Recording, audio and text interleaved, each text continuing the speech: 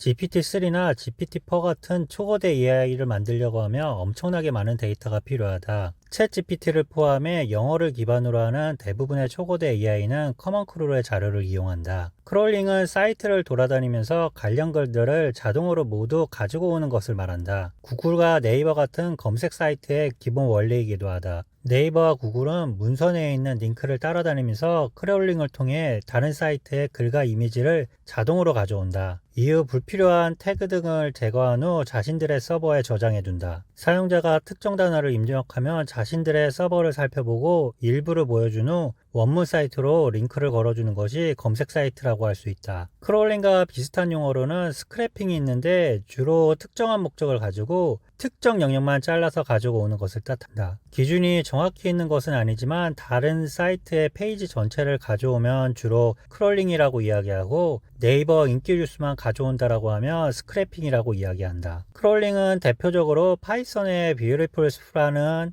라이브러리를 많이 이용한다. 일반인들이 클릭 몇 번으로 할 수 있는 것은 아니고 파이썬 프로그래밍을 할 줄 알아야 이용 가능하다. 하지만 뷰티풀스프를 이용한다고 해도 대규모로 데이터를 가지고 오는 것이 쉬운 일은 아니다. 우선 사이트마다 페이지를 분석해 뷰티풀스프의 소스를 조금씩 변경해 줘야 하며 또 구글처럼 큰 사이트는 자신들의 지적재산권 보호를 위해 크롤링 접근을 막기 위한 다양한 장치를 두고 있다. 그래서 많이 이용하는 것이 커먼 크롤이다. 커먼 크롤은 원래 인공지능 개발을 위한 자료는 아니다. 요즘 시대의 인류의 자산이라고 할 수 있는 웹페이지를 백업받아서 보존해야 한다는 생각을 가진 시민단체의 자료이다. 커먼 크롤은 웹상의 수많은 데이터를 모은 후 분석하기 위해서 개인이 따로 데이터를 수집할 필요 없게 월 단위로 수집한 모든 데이터를 공개하는 비영리 단체이며 자신들이 모은 자료를 무료로 배포하고 있다. 아마존 S3에 보관하고 있으며 2022년 기존 7년 동안 페타바이트 규모의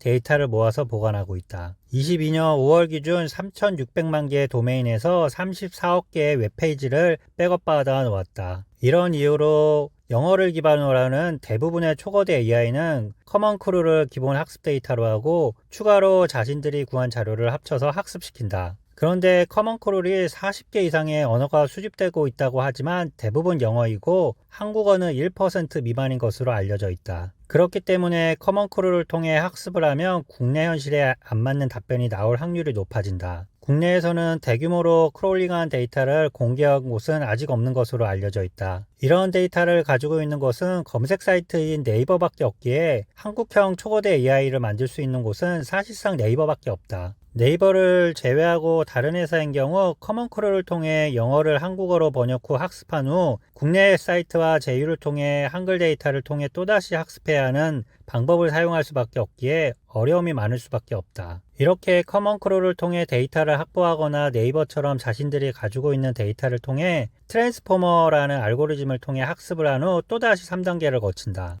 1단계는 슈퍼바이즈드 파인 튜닝이다. 사람이 데이터 수집 후 태그를 달아주고 지도학습 기반 미세 조정하는 단계라고 할 수 있다. 사용자가 입력한 질문을 샘플 추출한다. 그런 후 추출한 샘플에 대해 사람이 이상적인 답변을 직접 작성해 주는 것이다. 이 답변을 가지고 다시 학습시키면서 미세 조정을 한다. 2단계는 리워드 모델 단계이다. 챗 GPT 답변에 대한 순위 데이터 수집 및 보상 모델을 학습하는 단계이다. 고객의 질문과 여러 모델에 대한 답변을 샘플링해서 추출한다. 그 후 사람이 해당 답변에 대해 순위를 매긴다. 컴퓨터가 다시 순위 데이터를 학습하여 이상적인 답변을 예측할 수 있도록 한다. 마지막 3단계가 PPO이다. Proximal Policy Optimization 약어이며 리워드 모델 정책 최적화 단계라고 생각하면 된다. 데이터셋에서 새로운 질문을 샘플링한 후 지도학습 기반의 강화학습 최적화 알고리즘인 PPO를 구축한다. 정책 기반으로 질문에 대한 답변을 생성한 후 앞서 합숙시킨 보상 모델의 답변에 대해 보상을 계산 후 PPO 정책의 업데이트를 적용한다.